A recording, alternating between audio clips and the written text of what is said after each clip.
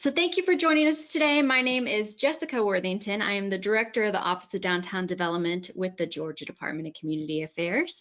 And this is our annual State of the Program webinar. So we've been doing these probably since I went back and looked. It was 2015, 2016, as a way to give an overview of what's gone on the past year, look at our overall impact numbers, give you guys feedback from the manager survey that we do annually, and then to discuss upcoming trends and developments and all the things that I think you would want to know are coming, and going to be impacting you as a manager, and also things that we're doing and considering for you as an office. So I'm going to go ahead and get started. This is just a real high-level overview of the information we're going to discuss today. I like to do, as the first part, a little introduction to the team. We've had new team members come on, so I want to kind of go over and reiterate roles and responsibilities. I'm going to do that. We're going to talk about, again, the overall impact, manager survey results, talk about what we have in store for 2022, a real quick website resource demo, and then again discussing the new accreditation standards that will be coming down from National Main Street Center and our kind of plan of attack. So first things first, going to introduce you to the team. Again, my name is Jessica Worthington. For some of you guys who have been with me a long time, you know me as Jessica Reynolds. I did just get married in February, so I am going by my husband's last name. So you can still email me at Jessica Reynolds. You can email me at my new email address, which is Jessica Worthington. All roads lead to me. I was, had a conversation with our HR team because I wanted to make sure that anybody who emailed me under my previous name still, made sure that that email made its way to me. So the agency has been great at making sure that I still get everything that I need to receive, and that regardless of where you send your email to, that it all ends up where it needs to be. So I am the Director of the Office of Downtown Development, and just to give you kind of like that high-level overview of what I do, I'm responsible for unifying and leading our team. There are 5 of us total, and we are all remotely based throughout the state. I focus a lot on leadership development for downtown professionals. I am certified to teach John Maxwell's 5 levels of leadership. So we have a leadership summit coming up in the summer that I will lead. I'm also doing a leadership prep series for new managers. And we just talked about Clifton strengths this last session. And I really enjoy those conversations. I enjoy being able to help managers one-on-one kind of troubleshoot and work through problems. So I'm here if y'all need me. Again, providing a lot of guidance and support for managers and board development, organizational support and meeting facilitation. I'm typically the one that's going to get called in if something's going wrong. Again, to help provide guidance for you guys, talk about best practices, and figure out the best way for you guys as a program and a community to move forward. In the Main Street world, we believe on this adaptable approach to downtown development, knowing that it's not an easy one-size-fits-all solution for everything.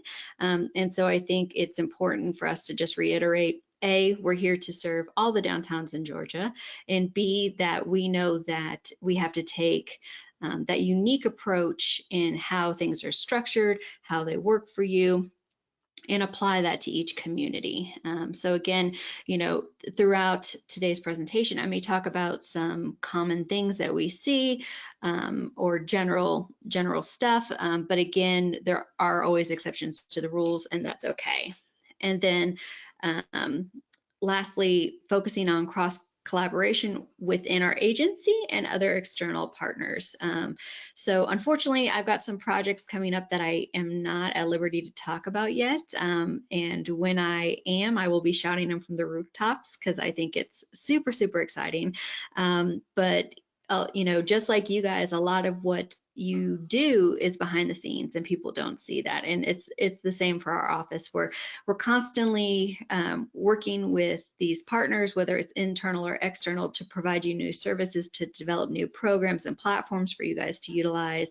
And a lot of that happens before we're even able to talk about it. So again, just trying to reinforce that we are advocates for you guys. We're here to help. And as soon as we're able to share something with y'all, we always try and do that. And then lastly, I like to share a little something fun about each of our team members. So what I did was ask each of them to provide me with their book and movie choice if they were stranded on a desert island. And you will see some common themes throughout the team. I said for a desert island book, anything Harry Potter. I absolutely love and adore the Harry Potter series. I feel like if I had to read something over and over, Harry Potter would definitely keep me interested. And then for a desert island movie, I selected Midnight in Paris. Tess Harper is our communications and, Tess, I almost said training coordinator. She's our communications coordinator.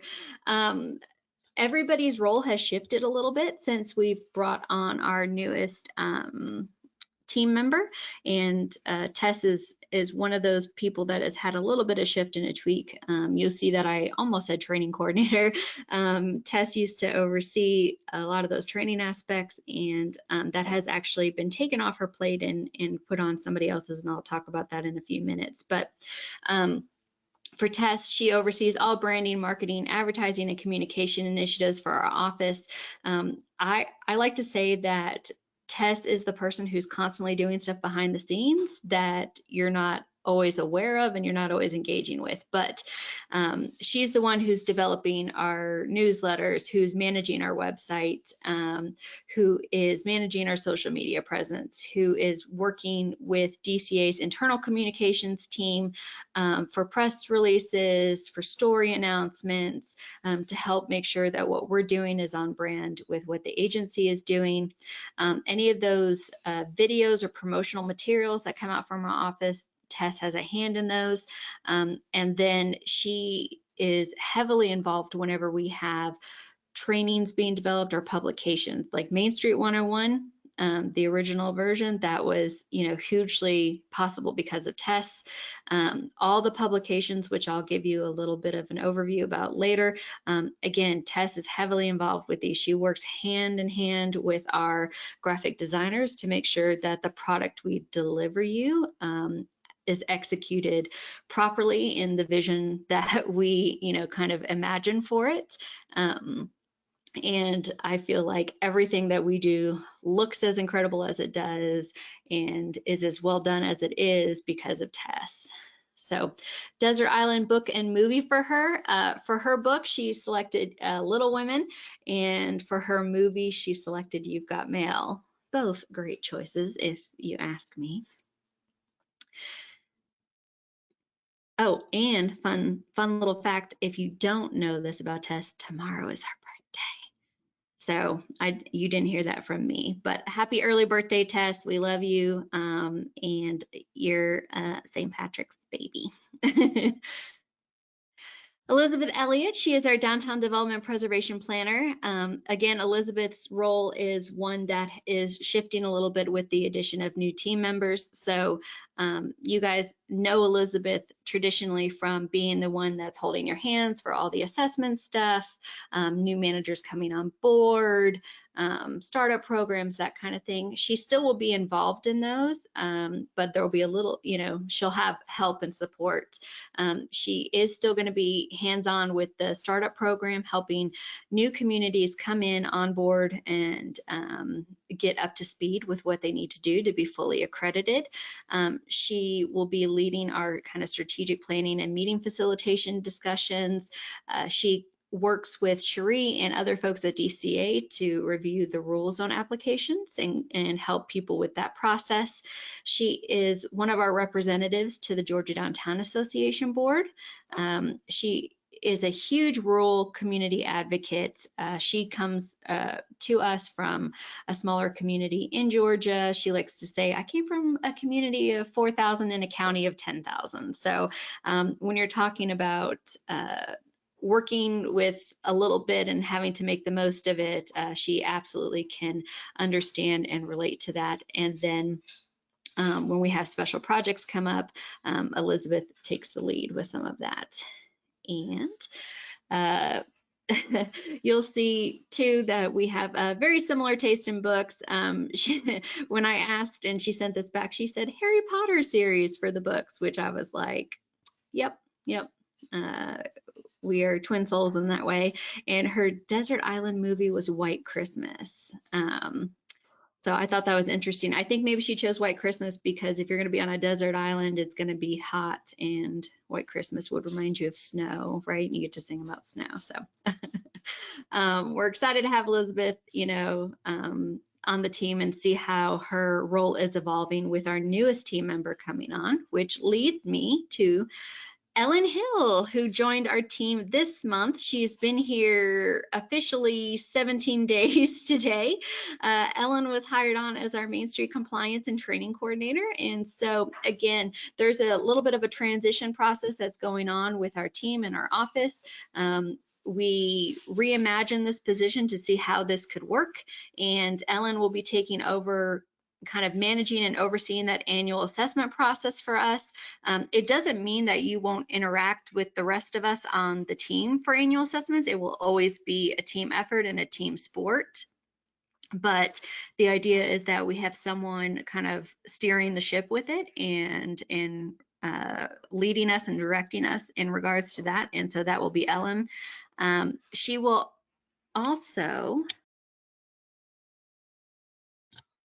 also oversee the monthly reporting process. Again, making emphasis and putting emphasis on that, making sure that we're doing what we need to, keeping up with it, helping you guys learn that new process that we have just rolled out this year, and keeping you guys on track. She will be the one coordinating our MOU management and distribution coming up in the next couple of months. And another component of what she will be doing is training. So organizing training, helping to implement training, coordinating that, Main Street and DDA training and support. She will be starting a new webinar series for us coming up in April, and she has already solidified her role for us as the Main Street Mama. So I have a feeling that is going to stick, and she's going to not just be our Main Street Mama, but she's going to be all of y'all's Main Street Mama. I am just so excited to have Ellen as part of the team. I think she just fits in so naturally, and has really just, with her 15 years of expertise and experience in Main Street and downtown development, being a president with the Georgia Downtown Association, working with a city that has, a Main Street program and also has a downtown development authority. I mean, Ellen has seen a lot, done a lot, had a lot of different experiences that she's bringing to the table. And I am just incredibly grateful to have her on as the newest member of our team. Her desert island book choice was City of Girls by Elizabeth Gilbert, which is also one of my favorite authors.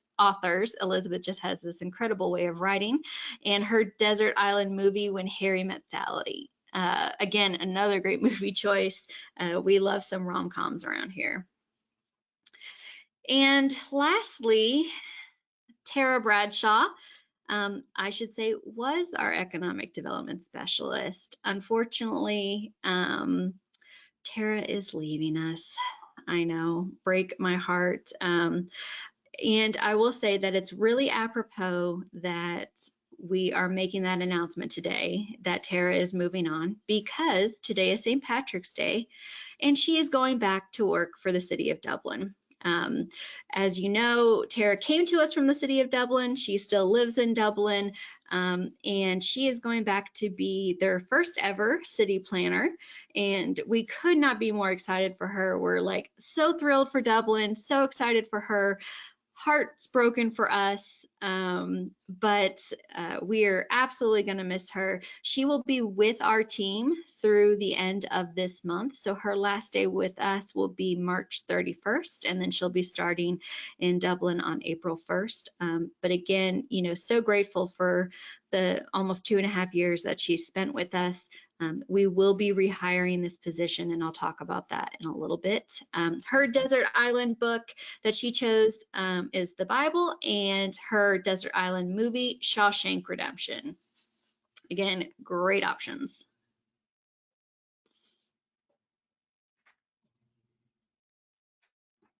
And trying to click. Okay.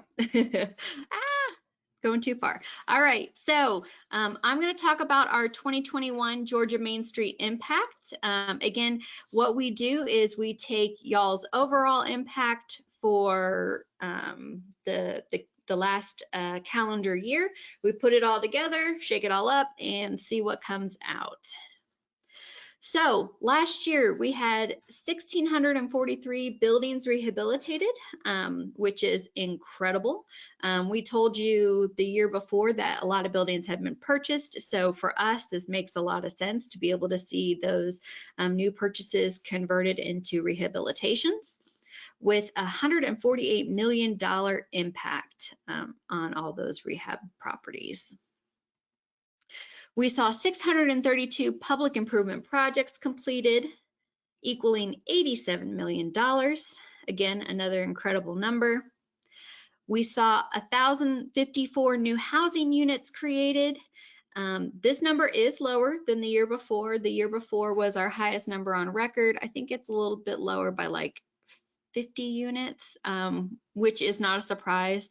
Again, that previous year's number was huge. And so that's one of those things. Housing is kind of like cyclical, you know, there's an ebb and flow to it. So not every year is, you know, it doesn't always just keep growing and growing every year. You know, we have kind of like ups and downs, but this is still a really good number, still really high impactful number. And there was $174 million worth of investment that happened just in the housing market in our downtowns.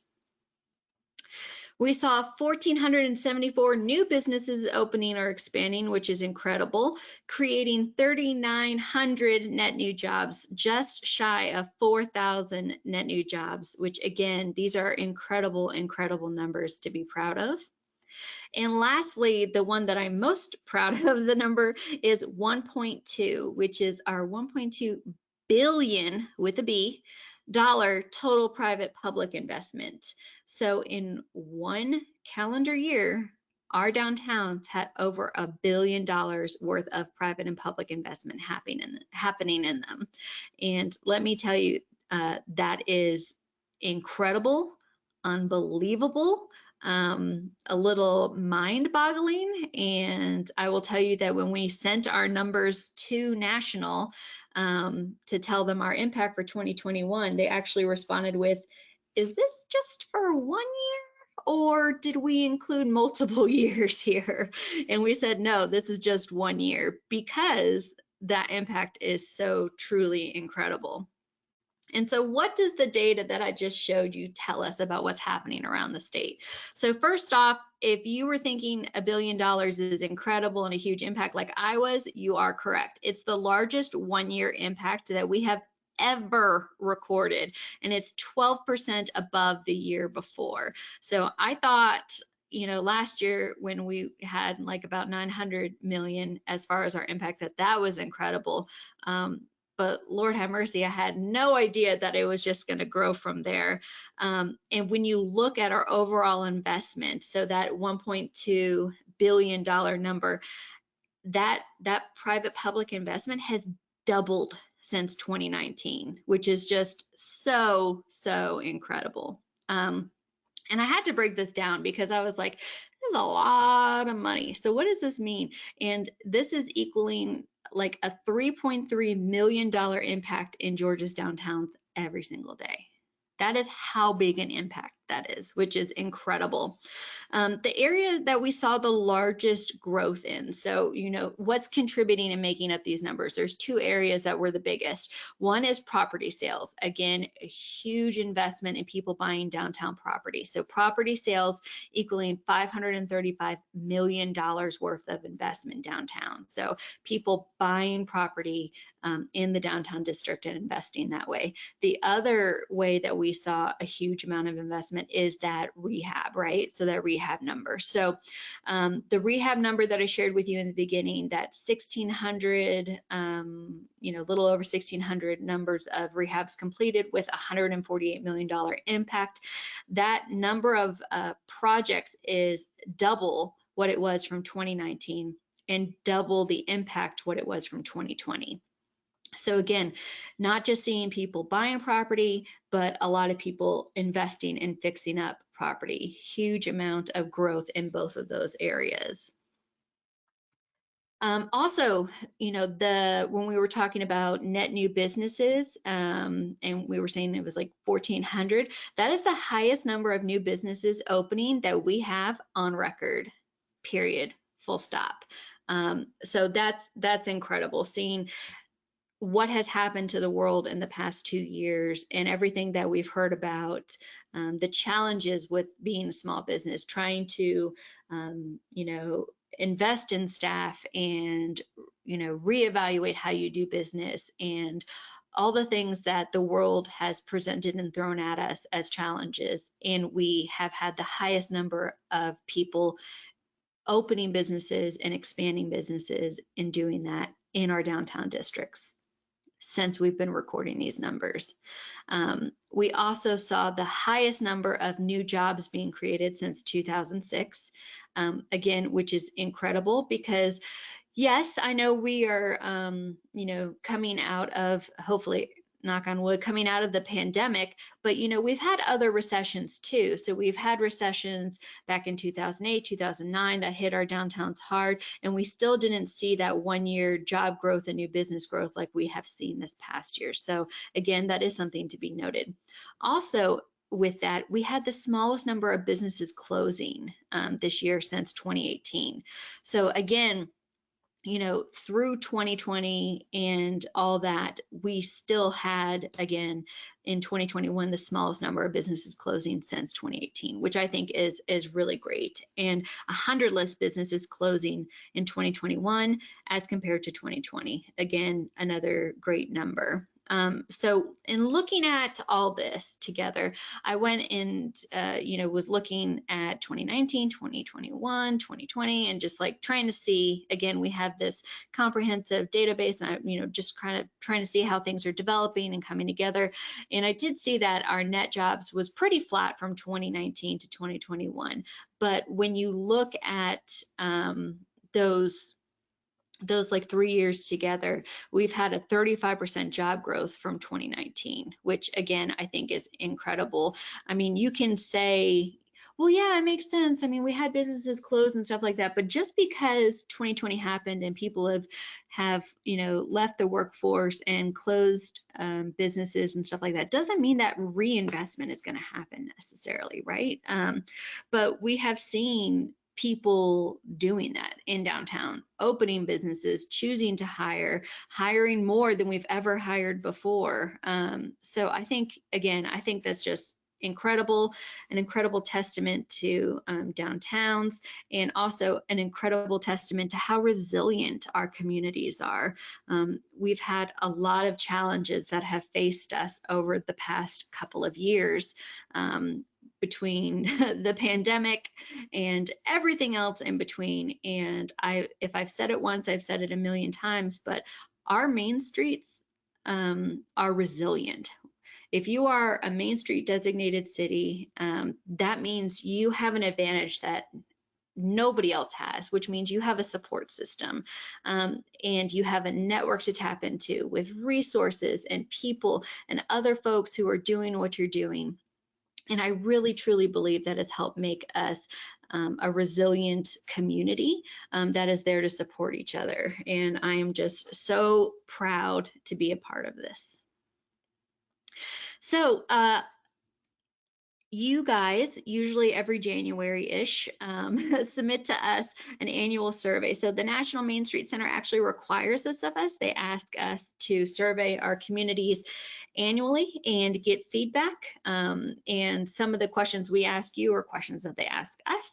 And then other things are just, information gathering opportunities, so that way we can learn more from you, see what you're looking for, and what can come from that. So one of the things we almost always talk about is the average manager's salary. This number continues to go up. So when I'm looking at everybody together, so I'm looking at startups, affiliates, classics, and GEMS designated communities, and I combine all that together, the average manager's salary is $54,900, which is great. For those of you who have been around with us for a while, I remember when we started including that salary component as part of the annual assessment process, where we would give people credit if they were meeting the base salary. I believe we started at like 45, and that hasn't even been 10 years since we've been doing that. So again, to see this number increasing, I think is incredible. When you pull it out and look at just for classic and GEMS communities, the number is a little bit higher, 55,583, which is great. Now, I will say that typically I do a breakdown for classics versus GEMS. And what I realized in going through the process the past couple of weeks, putting this presentation together, is that there was this false perception of disinvestment that was happening because of the salary numbers. And what I realized is that we had several communities this past year transition from that classic designation to the GEMS designation. And so it looked like there was disinvestment happening on the level of salaries. And so typically when I do break them out and say, hey, this is the average for classic communities and this is the average for GEMS, but I didn't do that this year because I felt like, again, it was giving this false impression that disinvestment was happening. And when I show you the numbers overall, you will see that that is not the case. And so I didn't want to put a number out there that didn't really accurately represent the climate that we're in. So we're looking at these numbers together. And one of the questions we ask is, have you received a raise or salary increase since the last manager survey was conducted? You'll see in 2020, we had 63% say yes, and in 2022, a little bit less, 57.6% said yes. So if you are one of those managers that feels like everybody's getting raises and I'm not, that is not the case. We are seeing that trending down a little bit, but again, you'll see in a minute when I talk about budgets overall, the numbers are good. So I feel like we're in a good place right now. There's always room for improvement, but I believe that our communities are taking these positions seriously and realizing, again, that we are economic developers, not party planners. And hopefully we can continue emphasizing that for them. So budgets, looking at budget numbers overall, again, we ask you guys for, what is your budget? And then we put that in and mix it up and we see what comes out. So the average Main Street budget this year, the numbers that y'all gave us, was almost $500,000, which I was like, holy moly, that seems really high and incredible. And I went back and looked, and in 2019, the average Main Street budget was $338,000. So that is a 34% increase. And I will tell you, when I saw that $500,000 number, I was like, okay, somebody probably put in too many zeros somewhere. And I went back and dug through every report to make sure that the numbers were accurate, that everything was being reflected correctly. And the reality is we have some programs with healthy budgets. And that message of you have to, invest in yourself before you can ask someone else to invest in you. That message is being well received. So knowing that public investment is going to help spur private investment in your community, and that the city has to first invest in their program and how they can support the downtown before they can ask other people to do it. I believe that message is being heard, and obviously we're seeing it here in that 34% increase in just over a couple of years. Now, again, some of that could be a little bit of a false inflation because of the ARPA funds.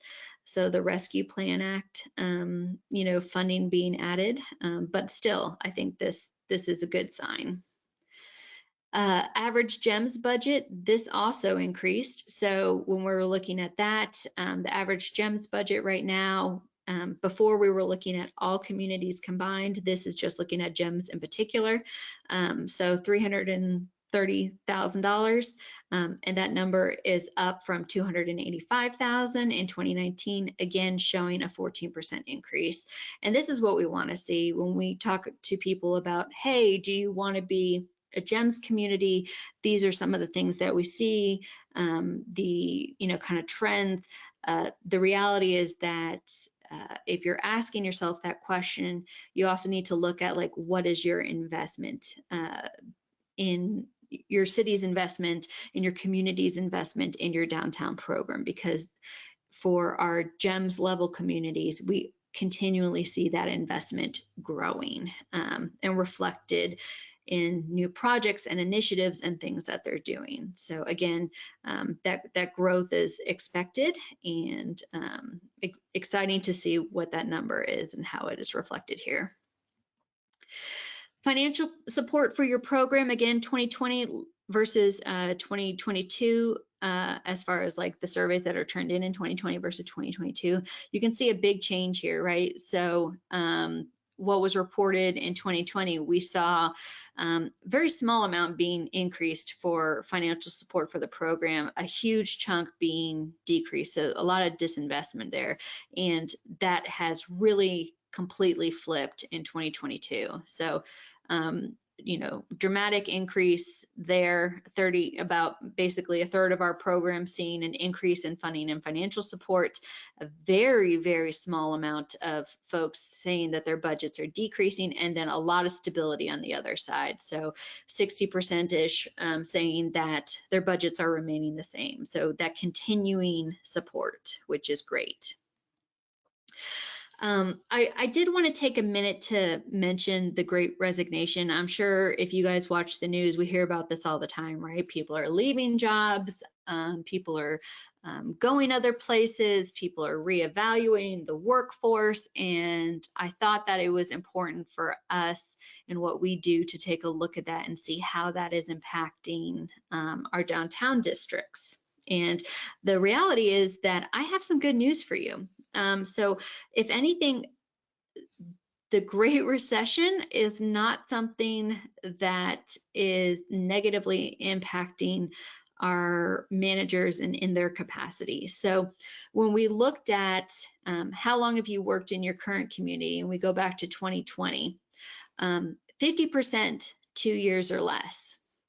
That's huge when we're thinking about turnover and continuity and trying to support people in those positions. And when we flash forward 2 years later, that number has dropped by about, I think it was 12% when I looked at it. So again, seeing more stability. If anything, we're seeing less turnover, seeing people stay in their positions longer, which is, again, this is great news for our communities, great news for our programs.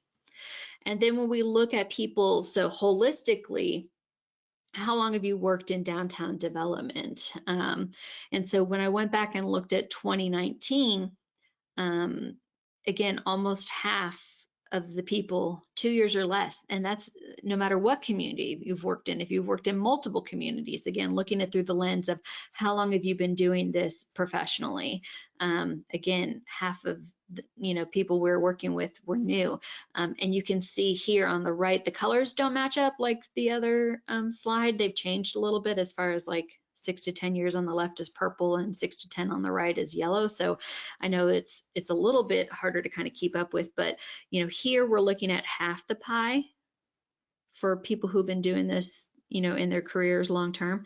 And then over here, we're looking at, if you're following my mouse, we're looking at basically a third of the pie. So I think when I was looking at it, it was something like 17% decrease in that turnover.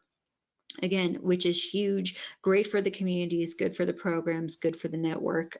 So we're not seeing those trends that are happening other places. And I think there's a couple reasons for it. One is that 85% of our managers are city employees. And so we're seeing that stability because you're getting the stability, you're seeing the stability in the position because you're getting stability from the city, right?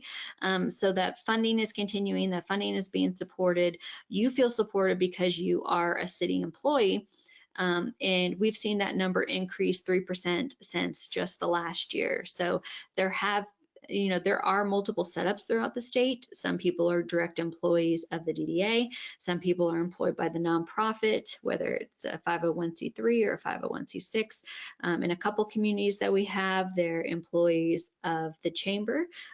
But people being Main Street directors, managers, and being employees of the city is the most common setup that we see. And we actually have states reach out to us on a regular basis asking us how this works for us as a state, and kind of like the benefits of it, because in a lot of other states, the Main Street manager position is housed in purely just a nonprofit organization. And one of the things that we keep coming back and reiterating with our other state coordinating partners is that there's several benefits, obviously, for being a city employee, but one is that stability, right? Again, that knowing where your paycheck is coming from, getting those benefits, and having that support system of city staff around you to help execute stuff. So not feeling like you're all alone in the process. And again, being able to tap into the greater resources of the city so you don't feel like you're doing everything all by yourself. So I feel like this is one of the strengths of our network because we have so many managers that are city employees. And for all the new startup communities that we're bringing on, that's actually the format that we encourage and require them to use.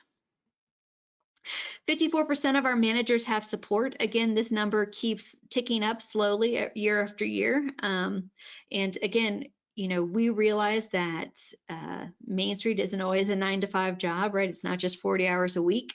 Sometimes it's 60, sometimes it's 80. And that, the reality is one person can't do it all. And so we really like to see that support coming in, having that support staff, whether that's part-time, full-time, just depends on the size of your community and what you're working with. But again, excited to see that this number is continuing to grow, and that communities that are growing that budget, right, are looking at, okay, how do we bring on a new person? How does this best support the downtown district? How do we make sure that this new person, this new role is adding value to what we're doing?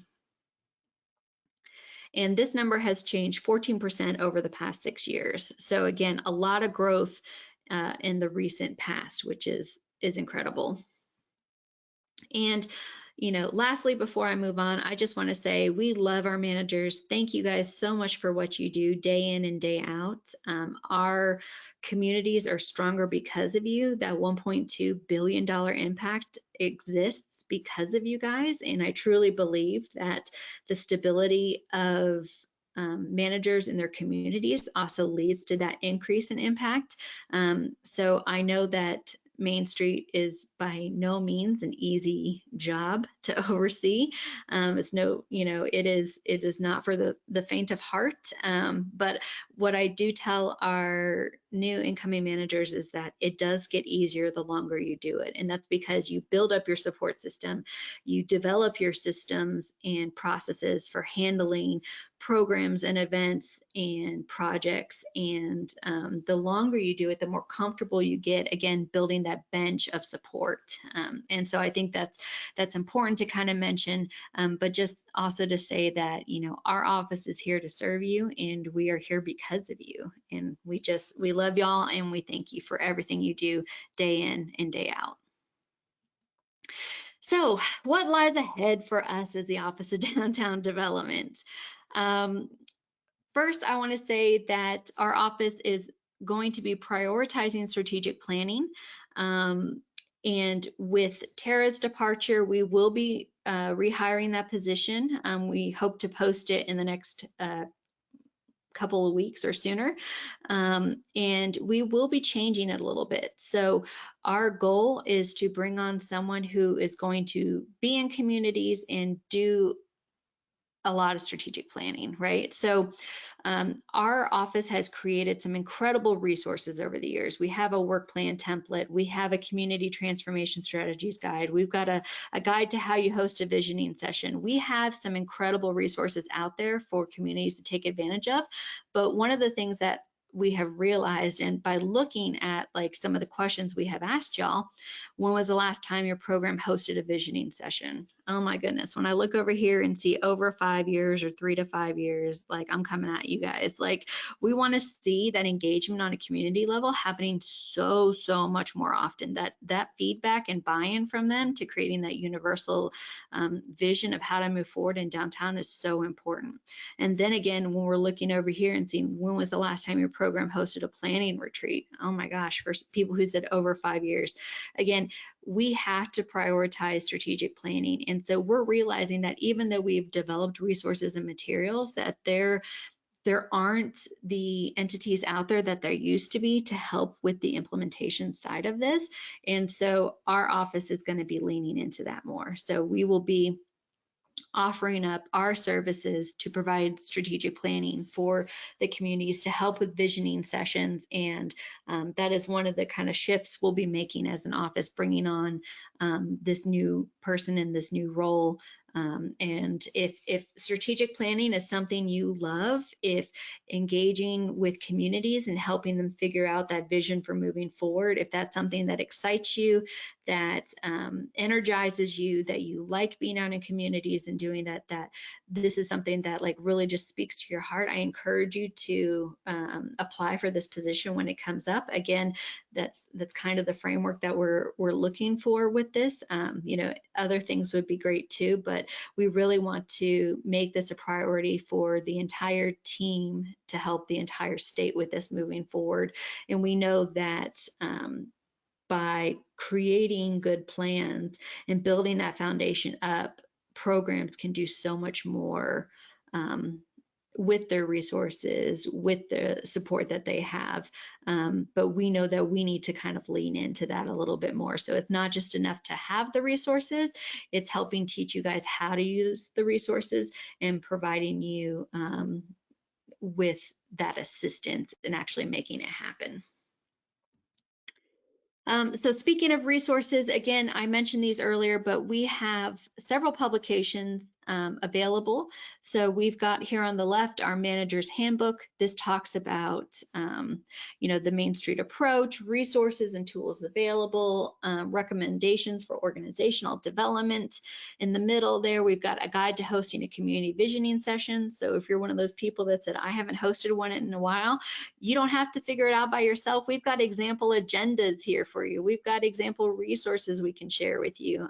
You don't have to reinvent everything from scratch.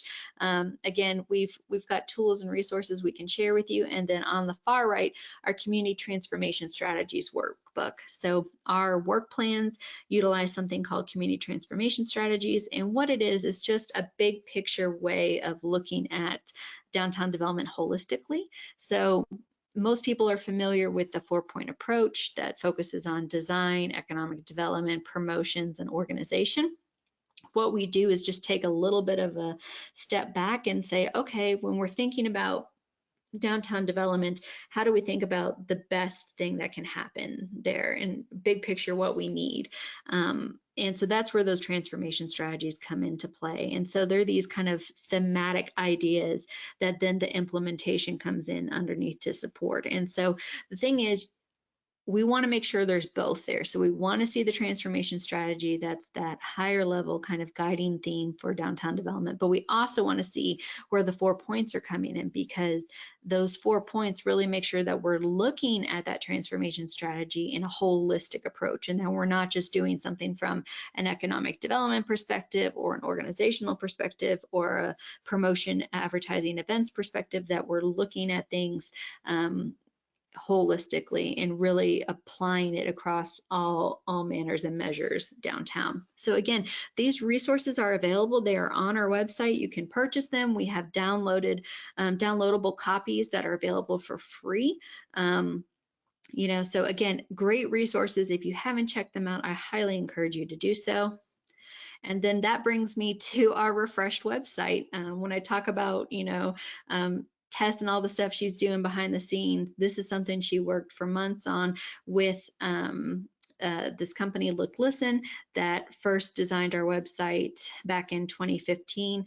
And everything that's here is because she held their hand and guided them through the process. And I wanted to show you just a couple of things real quickly on the website itself.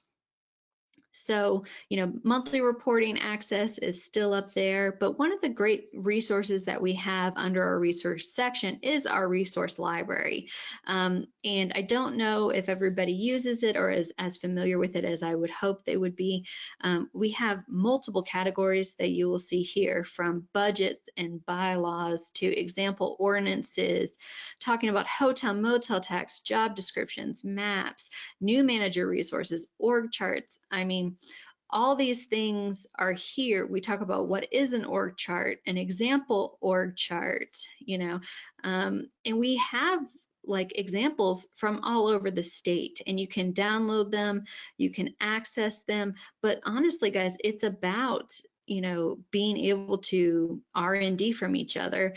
And, we've added even in here with how to deal with abandoned and dilapidated buildings, the vacant building registry, if you want to learn more about how that works, examples from our state as well as other states, being able to, download and look at a document that was created, a property registration ordinance from Powder Springs, again, learning from each other. So we have put these resources in play. We are constantly in the process of updating them. We've got stuff like board commitment letters, examples from different communities around the state, how to recruit good board members. Again, like I said, we have some incredible resources here. You just have to go and look at them and check them out. And if you have a resource that you feel like you want shared, that it would be a great tool for other people, please let us know. We would love to credit your community, put that on here, and make it accessible for other managers. And then the other thing I want to show y'all, training. We've got a lot of different options on here. Tutorials that actually takes you to our YouTube channel, where we've been really good lately about uploading new resources and materials. Our training calendar is always going to have the most up-to-date stuff that's going on. So you'll see here, it even talks about our special link for today's third Thursday, our leadership summit coming up. You see we had our state of the program webinar that we're doing today on there. You can access Main Street 101, which I'll be talking about in a second. The other thing is our community section has changed. And so we've got our different communities, our tiers. And if you're ever wondering how to get in touch with somebody else, we have all that. So we've got everybody's contact information, phone numbers, emails. Again, we work hard to try and keep this up to date, so that way you guys can access it and be able to share and interact with each other. And so again, these are the things that we're always doing behind the scenes to make sure that we're delivering you stuff that's accurate and accessible and helpful. And so, make sure if you haven't had a chance to go check it out, that you do so, and that you can, access these resources. Again, if you have suggestions, if you have stuff that you would like to include, please reach out to us. We'd love to hear from you. And then the last thing I want to talk about is that we are working with the National Main Street Center. You may have heard me mention this a couple months ago, that they are changing their 10 standards to 6 standards.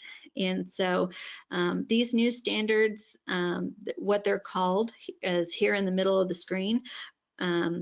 Broad-based community commitment to revitalization, inclusive leadership and organizational capacity, diversified funding and sustainable program operations, strategy-driven programming, preservation-based economic development, and demonstrated impact and results. And so the National Main Street Center has been working on these new 6 standards for several years now, and they have developed something similar to what we have, a self-assessment where you go through and kind of rate yourself and rank yourself. And so this will be a huge change that will be coming our way. But here's what I want to guarantee you, especially if you've listened to any other webinars they've done recently, because I know it can feel extremely overwhelming. One is that we are working to create a new document that encompasses everything from our current annual assessment process that will be merged into the new format to accommodate their 6 standards. So it is our goal to create a version that is the best of both worlds, right? So that is that makes sense, is familiar to you, still has the same tools and components, but in a format that is in those 6 standards versus the 10 standards we've been working under. We are also working to develop new training materials and resources to teach this, and that will be including Main Street 101. So the Main Street 101 process will be rolling out different in the future. Now, I will say that if I skip ahead to the bottom, these new documents and materials will not be rolled out till January 16, 2023. And the reason for that is I didn't want to confuse people for our next annual assessment process of like what they needed to be using and what they needed to do. And so I was like, the day after our next assessment cycle, like everything's due, then we'll start talking about it. But we're not going to start really teaching it and stuff until then, because again, my goal is not to confuse you guys or make your lives more complex, but to be as clear and concise as possible. So if you have people waiting to do Main Street 101, please do not wait till next January to do it. Just move ahead. Again, if they have that foundational understanding of what Main Street is and how it works, even if it's under those 10 standards, it will still, that transition will be easier for them. We are going to be beta testing this new assessment document with a couple of select communities, again, to make sure that we're thinking through all the challenges and potential pitfalls that we may not be necessarily expecting, but may hit us. So again, want to kind of work through that ahead of time. And we also will be working with a review panel that is consistent of current managers to consider all possible challenges. So again, we're really trying to think through this process, think about how this is going to impact you, and trying to make it as simplified and clear and concise as possible. My goal is not to create more work for you, it's to make sure that we are aligning with what National's expectations are of us, while still providing it in a familiar format that is, again, that is manageable for our programs. Again, I'm not trying to make more work for anybody, so trying to find that balance there. And that will be a huge part of what our office is working on throughout the rest of 2022, because again, there's really multifacets to this. So one is developing that document, just doing that on its own, and then, developing the training materials and resources that come in to support that. So again, we have kind of like this multi-phased approach of how we're going to do this, and this will be the priority for us as an office throughout the rest of the year, so that way we can have all of this done, ready to start teaching again on January 16th, 2023, which feels like forever from now and also like tomorrow.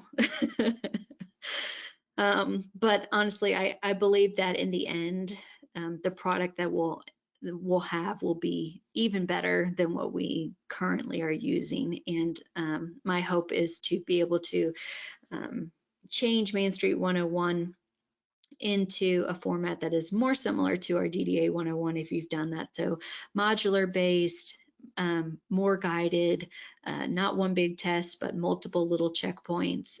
Again, just making it a little bit easier for you guys to navigate, understand, and kind of work your way through. And that's it for me. Again, thank you guys for your time and attention today. I'm so proud of where we are as a state program, as local communities. It's been incredible to see how our communities have risen above the challenges of the past couple of years and have been making incredible impacts and just doing so much good. And I just want to take every opportunity that I have to shout that from the rooftops and to be able to share that incredible $1.2 billion impact with everybody. So thank you.